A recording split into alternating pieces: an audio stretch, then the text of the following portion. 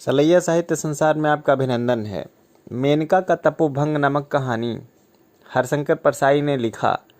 जैसे कि आप जानते हैं कि जो हमारे धार्मिक प्रसंग हैं उन सभी प्रसंगों से आप वाकिफ़ हैं।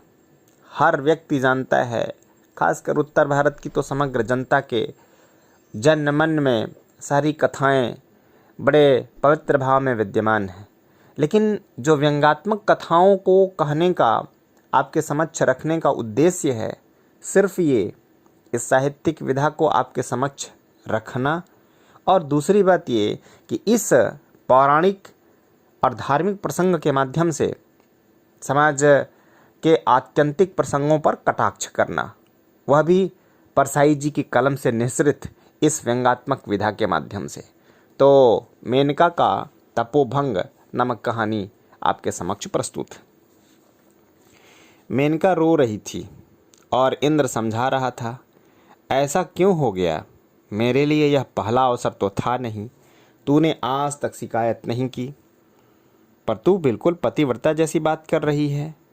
सुंदरियों की मुस्कानों और कटाक्षों को ग्रहण करने का अभ्यास था इंद्र को। रोती हुई सुंदरी को शांत करना उसे नहीं आता था।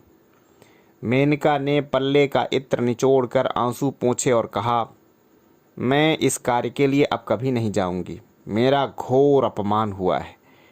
मेरी ऐसी विडंबना कभी नहीं हुई। कैसा अपमान हुआ मुझे बता दो।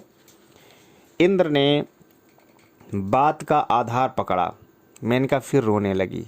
इंद्र ने कहा, सुंदरी पाउडर की परतें धुल रही हैं, स्नो बह रहा है, रूज धुल रहा है। मेरी खातिर नहीं तो अपने मेकअप की खातिर ही रोना बंद कर दो। मेनका ने रोना बंद कर दिया। कहा, किसी समय मेरी ऐसी महत्ता थी कि बड़े बड़े तपस्वियों का तप भंग करके भेजी जाती थी, और आज मैं इतनी गई बीती हूँ कि महीने भर पहले ही मेनका पृथ्वी पर भेजी गई थी, और उसके जिम्मे वही काम था जो वह युगों से करती आ रही थी। उस दिन दोपहर को इंद्र भोजनोपरांत सिंहासन पर लुढ़का ऊँघ रहा था कि एकाएक इंद्रासन डोल उठा। वह चौंक कर खड़ा हो गया और कांपते सिंहासन को देखता रहा। फिर खुद भी सिंहासन की तरह कांपने लगा। कहीं से घूमते घामते नारद मुनि आ गए। इंद्र को देखा, घबराया हुआ विवर्ण मुख पूछा, क्या बात है देवराज, कौन सा संकट आ गया है? किसी तपस्वी ने तुम्हें चुनौती दे दी होगी, किसी पुण्यवान का धक्का लगा होगा। इंद्र ने कहा, सो तो मैं जानता हूँ, मनुष्यों में कोई घोर तपस्या कर रहा है, क्योंकि मेरा पद छीनना चाहता है। कोई इंद्रासन पर अधिकार करना चाहता है। आप तो सकल ब्रह्मांड में घूमते हैं, बताइए किसकी तपस्या इतनी बढ़ गई है? नारद ने ध्यान किया, फिर आंखें खोलकर कहने लगे, मैं समझ गया। देशभूषण भैया साहब की तपस्या चरम सीमा पर पहुंच गई है। वे इंद्रासन के अधिकारी हो ही रहे हैं। भैया और उत्सुकता से इंद्र ने पूछा, भैया साहब कौन हैं? कहाँ रहते हैं? क्या करते हैं? कैसी तपस्या करते हैं? सो सब समझाइए, कहिए मुनिवर, आशंका से मैं मरा जा रहा हूँ। नारद ने पृथ्वी पर भैया साहब का पता ठिकाना बताया और उनकी तपस्या के संबंध में बतलाने लगे। देवराज, भैया साहब कितनी ही तरह की तपस्या करते हैं। वे पिछले 30 वर्षों से मानव सेवा कर रहे हैं। देश के स्वतंत्रता संग्राम में वे 2 बार जेल गए। स्वतंत्रता प्राप्ति के पश्चात वे जिम्मेदारी के पद पर रहकर शासन चलाते रहे हैं। इसके अतिरिक्त वे और कई तरह की सेवा करते हैं। वे हरिजन सेवक संघ के नेता हैं और हरिजनों का कल्याण करते हैं। भारत सेवक समाज के नेता के रूप में संपूर्ण भारत की सेवा करते हैं। सर्वोदय आंदोलन में भी वे हैं और सबके समान विकास के लिए कार्य कर रहे हैं। महिला उत्कर्ष मंडल के वे अध्यक्ष हैं और नारी जात की सेवा कर रहे हैं। विस्थापित संघ के भी वे अध्यक्ष हैं और दुखी शरणार्थियों के आंसू पोंछते हैं। भिक्षुक सदन के वे व्यवस्थापक हैं। देवराज, भैया साहब के गुण तो सरस्वती भी नहीं गा सकती। वे प्रतिदिन 2-3 सभाओं में मानव कल्याण पर भाषण दिए बिना सोते नहीं। एक दिन रात को भैया साहब अपने कमरे में बैठे बैठे रस्सी से गला घोंट रहे थे। प्राण निकलने ही वाले थे कि उनका एक भव्य भक्त वहां आ गया। उसने पहले तो गला ढीला किया, फिर पूछा, भैया साहब आप गला क्यों घोंट रहे हैं? भैया साहब ने कहा, ऐसे गले को क्या करूं जिसमें आज दिन भर एक भी पुष्पहार नहीं पड़ा। बस उसी दिन से उनमें भक्तों ने भैया साहब के मूल्यवान प्राणों की रक्षा के लिए एक नियम बना लिया है कि प्रतिदिन शाम को उनमें कोई उनके गले में हार डाल देता है। हे इंद्र, सारा संसार भैया साहब की जय बोल रहा है। स्वर्ग का राज्य वे किसी दिन तुमसे छीन लेंगे। इंद्र चिंता में डूब गया। नारद मौन हो गए।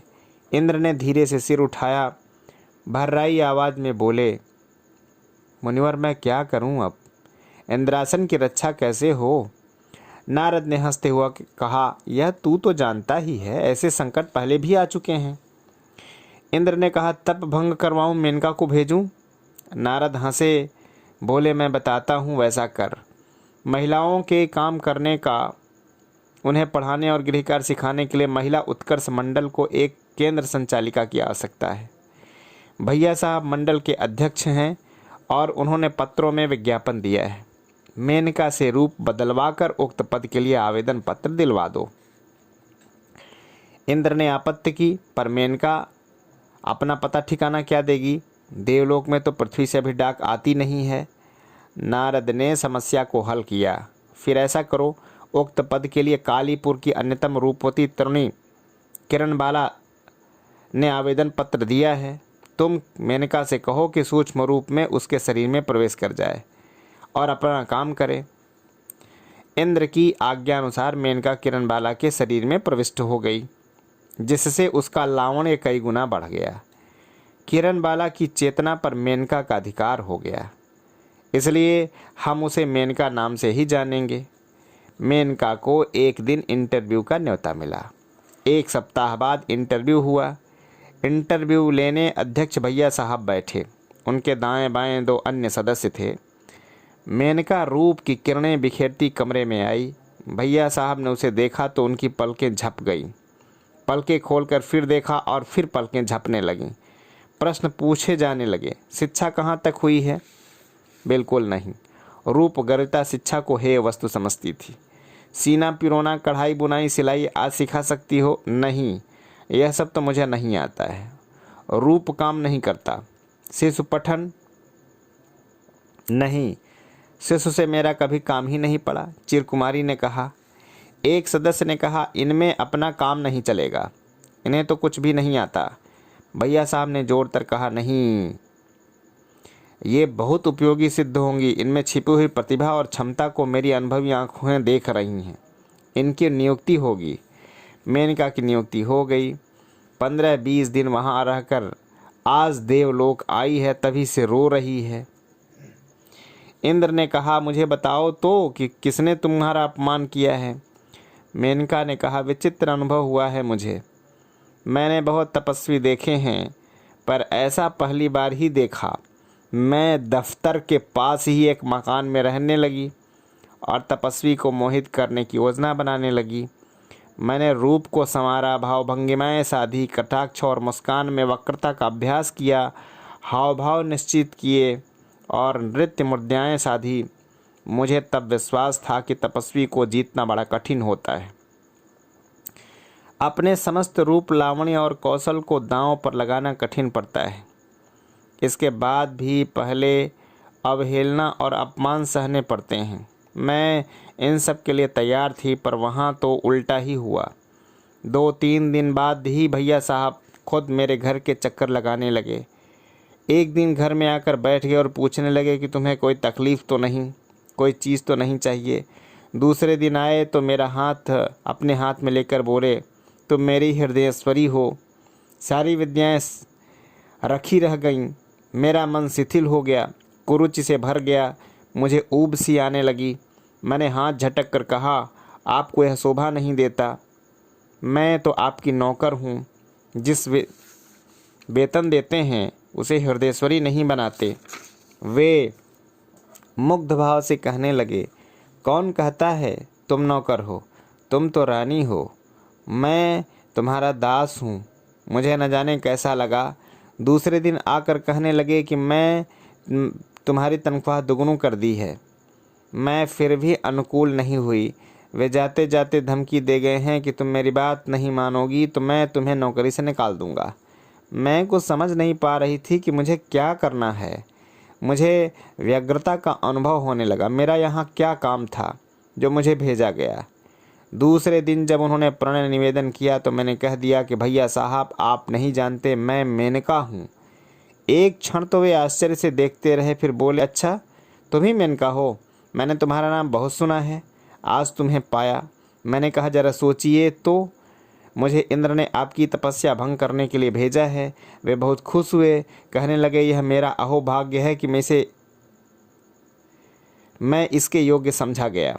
वे कहने लगे, सुनो मेनका, जब तुम लौटकर इंद्र के पास मत जाओ, यहीं रहो, मैं तुम्हारा सब प्रबंध कर दूंगा, चैन से रहो। मैं भी बड़ी परेशानी में था।